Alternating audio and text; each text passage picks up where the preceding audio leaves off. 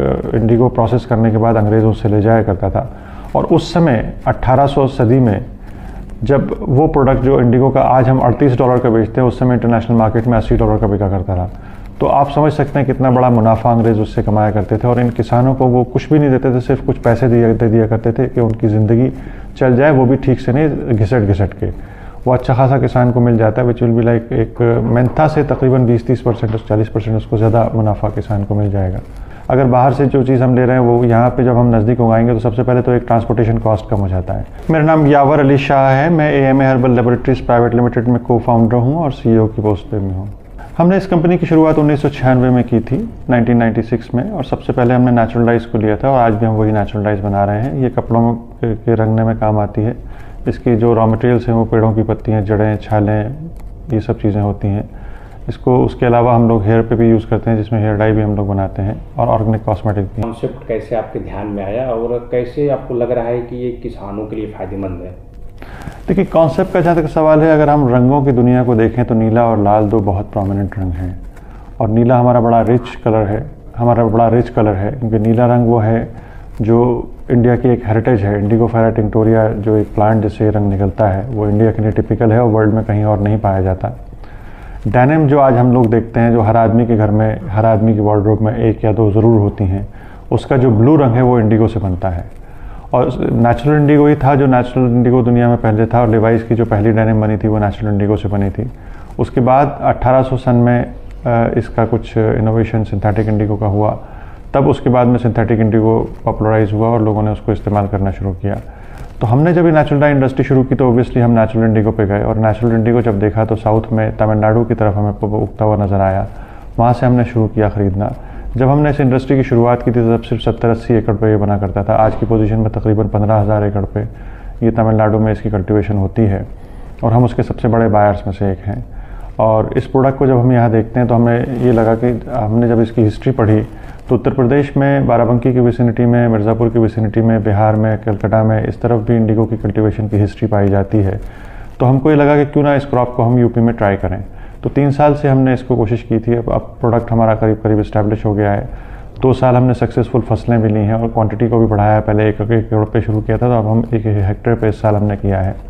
और उस कामयाबी के साथ साथ हमने एक एग्री साइंटिस्ट की टीम भी डेवलप की है जो साइंटिफिकली सारे डाटास को कलेक्ट करती हैं, और अब इस पोजीशन में है किसान के किसी भी सवाल का वो जवाब दे सकते हैं, उसकी आने वाली समस्याएं जो टेक्निकल होती हैं उसको दूर कर सकते हैं।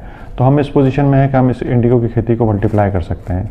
और ये इंडिगो की खेती एक ऐसी चीज़ है जो हमने कंपेयर किया है इसको मेंथा की क्रॉप से, जो यहाँ की सबसे बड़ी कैश क्रॉप मानी जाती है बाराबंकी के इलाके की, कि मेंथा से कंपैरेटिवली वो किसान तकरीबन 30 से 40% ज़्यादा कमा सकता है अगर वो इंडिगो की खेती कर रहा है तो। और ये एक बहुत बड़ा बेनिफिट है जिसके लिए हम समझते हैं, और ये एक जैविक खेती है, इसमें कोई केमिकल यूज़ नहीं होता है। तो इन बेनिफिट्स के साथ साथ हम ज़मीन को भी इस्टेब्लिश कर ले जाएंगे, हम किसान की इनकम को भी बढ़ाएंगे, और क्योंकि हम सबसे बड़े बायर हैं तो बेनिफिट हमको सबसे बड़ा ये है कि उन्हें कहीं बेचने के लिए जाना नहीं। बाराबंकी तो जैसा मैंने बताया कि हिस्ट्री में है कि बाराबंकी डिस्ट्रिक्ट में इंडिगो कल्टीवेशन होता था, तो इसका मतलब यहाँ की ज़मीन, यहाँ की आबो हवा इस काबिल है कि यहाँ इंडिगो कल्टीवेशन हो सकता है। दूसरी चीज़ ये है कि अगर हम मान लीजिए किसी भी चीज़ को अपने नज़दीक उगाते हैं तो हमारी एक चीज़ इकोनॉमिकल हो जाती है। अगर बाहर से जो चीज़ हम ले रहे हैं वो यहाँ पे जब हम नज़दीक उगाएंगे तो सबसे पहले तो एक ट्रांसपोर्टेशन कॉस्ट कम हो जाता है। साउथ से यहाँ आने की ट्रांसपोर्टेशन जो करीब 3-3 हज़ार किलोमीटर की है वो भी पर केजी की अच्छी खासी हो जाती है, तो वो कम हो जाती है। दूसरी चीज़ ये होती है कि इतना लंबा ट्रांसपोर्टेशन जब ट्रक से चल के आता है तो डीजल खर्चा होता है। जब डीजल खर्चा होता है तो कार्बन फुटप्रिंट क्रिएट होता है, तो हमारे पर प्रोडक्ट पे जो कार्बन फुटप्रिंट का लोड है वो बढ़ जाता है। जब हम यहीं के यहीं प्रोडक्ट लेके अपनी फैक्ट्री में प्रोसेस करेंगे तो हमारा जो विसिनिटी है वो भी नज़दीक हो जाएगा, हमारे जो टर्न अराउंड टाइम है माल के यहाँ पहुँचने का वो भी कम हो जाएगा, और हमारी कॉस्ट भी कम होगी और कार्बन फुटप्रिंट भी कम होगा। इस सोच से हमने यहाँ पे इसको शुरू किया, और जब किया तो हमें कामयाबी मिली। That's how we want to correct. अभी कितने किसान हैं जो जुड़े हुए हैं आपसे, और क्या वे अपने ज़मीन पे कर रहे हैं कि आपके खेत में कर रहे हैं, और उनको कैसे कोई फ़ायदा हुआ तो आप बता सकें? देखिए, अभी जो हमने किया एक्सपेरिमेंट ये तो अपने खेत पे किया है, क्योंकि किसी को भी अपना किसी को बताएंगे तो उसका इंटरेस्ट उतना नहीं आता। करीब 3 खेत हैं, 3 किसान हैं जो कि प्रॉपर किसान हैं और बरसों से करते चले आ रहे हैं, वो इसमें जुड़े हुए हैं और वो इसको कर रहे हैं। और ये हमारी ही ज़मीन पे हुआ, लेकिन अब एक्सपेरिमेंट करके डाटा इस्टेब्लिश हो गए, तो अब हम इसको मल्टीप्लाई करेंगे, जिसमें हम जल्दी दूसरों को एजुकेट करने के सेशंस में लेने जा रहे हैं। अच्छा, तो जो अभी 2-3 किसान जुड़े हुए हैं, क्या उन्होंने कोई क्रॉप ली है अभी? जी हाँ, पिछले 3 साल से चल रहा है, 2 साल से प्रॉपर क्रॉप्स हुई हैं, और उसमें जो क्रॉप हुई है उसकी यील्ड भी अच्छी आई है और वो किसान उनके जो प्रोडक्ट हैं वो यूज़फुल भी हैं। वो सारी टेस्टिंग्स और वो चीज़ें हो गई हैं, उन्होंने क्रॉप लिया, डेफिनेटली लिया। कितना उत्पादन हुआ है क्षेत्र के हिसाब से और उनको मुनाफा या इसका रेट क्या चल रहा है, कैसे खरीदते हैं आप लोग इसे? देखिए, रेट जो पत्ती का है वो अभी की पोजीशन में जो हमें लगता है यहाँ पे 50-60 रुपए के हिसाब से पर केजी की लीफ होती है। और एक एकड़ के ऊपर जो कल्टीवेशन होती है उसमें उनको इतना वो डाटाज मेरे पास अभी रिलेवेंट नहीं है, बट जो उसके पास जो बेनिफिट हैं वो अच्छा खासा किसान को मिल जाता है, विच विल बी लाइक एक मेंथा से तकरीबन 20-30% 40% उसको ज़्यादा मुनाफा किसान को मिल जाएगा। तो that is how it will be. तो जो 3 किसान थे जो 2 साल से कर रहे हैं, अभी भी वो आगे कंटिन्यू करेंगे इसकी? बिल्कुल बिल्कुल, वो कंटिन्यू करने में वाले हैं। वो उनको लगता है कि हमारे इलाके में उनके जो रिश्तेदार जो दूसरी खेती करते हैं उनको भी ये चीज़ जानना चाहिए, क्योंकि उनको भी इसमें फ़ायदा होगा। अगर लगातार उसको खेत में लगाते हैं तो खेत की जो उर्वरक क्षमता होती है वो ख़त्म हो जाती है और फिर उसमें कोई दूसरी फसल नहीं होती। तो इस मिथक को कैसे किसानों को समझा रहे हैं और इस पर क्या सोच रहे हैं आप? देखिए, ये एक मिथ है। जो चंपारण मूवमेंट जो गांधी जी ने दिया था उस समय उसको लेकर ये चीज़ स्टैब्लिश हुई थी, बट उस समय समस्या कुछ और थी और गांधी जी उस समस्या का समाधान चाहते थे, उन्होंने इसलिए इस मूवमेंट को चलाया था। किसान जो उस वक्त इंडिगो कल्टीवेट करता था, सारा इंडिगो प्रोसेस करने के बाद अंग्रेज़ों से ले जाया करता था। और उस समय 1800 सदी में जब वो प्रोडक्ट जो इंडिगो का आज हम $38 का बेचते हैं, उस समय इंटरनेशनल मार्केट में $80 का बिका करता था। तो आप समझ सकते हैं कितना बड़ा मुनाफा अंग्रेज़ उससे कमाया करते थे। और इन किसानों को वो कुछ भी नहीं देते थे, सिर्फ कुछ पैसे दे दिया करते थे कि उनकी ज़िंदगी चल जाए, वो भी ठीक से नहीं, घिसट के। किसान लेकिन ये समझता था कि अगर उसने ये छोड़ दिया तो उसको ये पैसे मिलना भी बंद हो जाएंगे, और वो उनसे निकल नहीं पा रहा था। तो गांधी जी ने जब उनको ये बताया कि भाई इससे तुम निकलोगे नहीं तो तुम्हारे लिए नुकसान है, क्योंकि तुम्हारी ज़मीनें ख़राब हो जाएंगी, इस मुद्दे को उन्होंने प्रमोट करके ये बताया कि भाई इससे तुम्हारी ज़मीन जो है वो ख़राब होगी, तो इसको छोड़ दो। Otherwise fact of the matter is कि इंडिगो एक लेग्यूम नेचर ऑफ प्लांट है, और लेग्यूम की जड़ों में जो न्यूडल्स हैं वो नाइट्रोजन फिक्सेशन करते हैं, और इनमें तो वो काबिलियत है कि ये बंजर ज़मीन को भी उपजाऊ कर सकते हैं, जो हम सब साइंटिफिकली जानते हैं। तो डेफिनेटली इंडिगो के लगाने से ज़मीन ख़राब नहीं होती, बल्कि ज़मीन अच्छी होती है। रोटेशनल में आप अगली क्रॉप जब लगाएंगे तो उसमें आपको कम फर्टिलाइज़र में अच्छी यील्ड मिलेगी। अच्छा, आप व्यवसायी हैं और आपका रंगों का ही कारोबार है। ऐसा तो नहीं है कि आप बस अपने फ़ायदे के लिए किसानों को मोटिवेट कर रहे हैं इसकी खेती के लिए, या किसानों को भी फ़ायदा है इससे? देखिए, हम व्यापारी हैं और हमें अपना मुनाफा बढ़ाना है डेफिनेटली, लेकिन पर्पस मुनाफा बढ़ाने के साथ साथ समाज सेवा भी है। हम चैरिटेबल एक्सटेंशन में भी एक्सपेंशन करते हैं, हमारे क्लिनिक्स भी चलते हैं जो कि फ्री हैं, और उसके अलावा भी हम सपोर्ट करते हैं। और हमारा यहाँ पर जब हम इसको बढ़ रहे हैं तो डेफिनेटली उसमें हमारा बिजनेस बेनिफिट ये है कि हमें प्रोडक्ट सस्ता मिलेगा और आसानी से मिलेगा और हमारे कंट्रोल में होगा, लेकिन किसानों को भी इससे बेनिफिट होगा।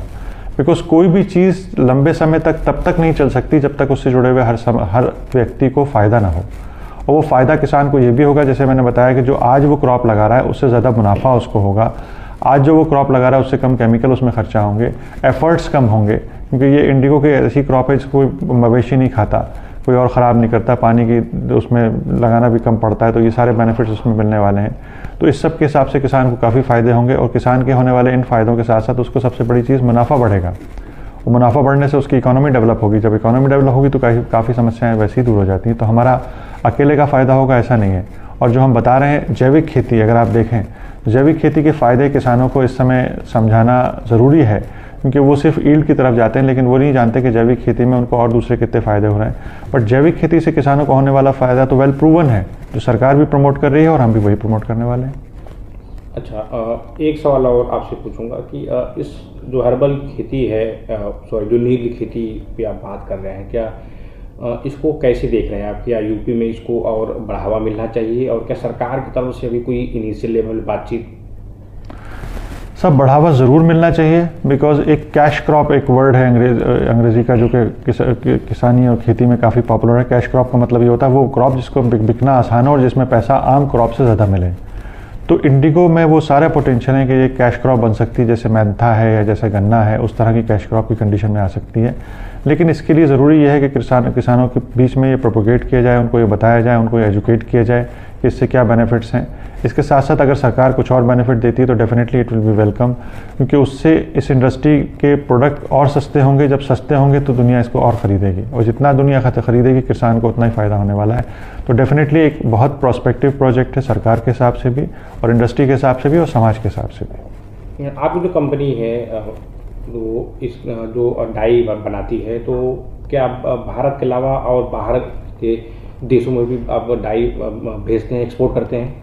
जी, हमारा 70% एक्सपोर्ट है। हम करीब 36 कंट्रीज़ प्लस में एक्सपोर्ट करते हैं और सारी दुनिया में हमारी डाइज जाती हैं। और जो बड़ी बड़ी ब्रांड्स हैं जैसे लेवाइस है, वो हमारे प्रोडक्ट जो डेनिम बनाते हैं उनमें एक वेल थ्रेड करके उनका एक नया कलेक्शन है, वो पूरा नेचुरल इंडिगो के साथ ही बना रहे हैं। इसके अलावा H&M है, ज़ारा है और बहुत बड़ी बड़ी ब्रांड्स हैं जो कि नेचुरल इंडिगो और नेचुरल डाइज के ऊपर फोकस किए हुए हैं, बिकॉज हर एक को एनवायरनमेंट फ्रेंडली होना है। और टेक्सटाइल में एनवायरनमेंट फ्रेंडली होना अभी कंपलसरी है, ज़रूरी है, मैंडेट है, because it's no longer a luxury, it's a must. तो जब वो क्लाइमेट पॉजिटिव होना चाहते हैं, एक एनवायरनमेंट फ्रेंडली होना चाहते हैं, तो नेचुरल डाई का उन्हें यूज़ करना ही करना है। उसमें इंडिगो भी आता है और दूसरी नेचुरल डाई भी आती है और डेफिनेटली हम सारी दुनिया में इसको बेच रहे हैं।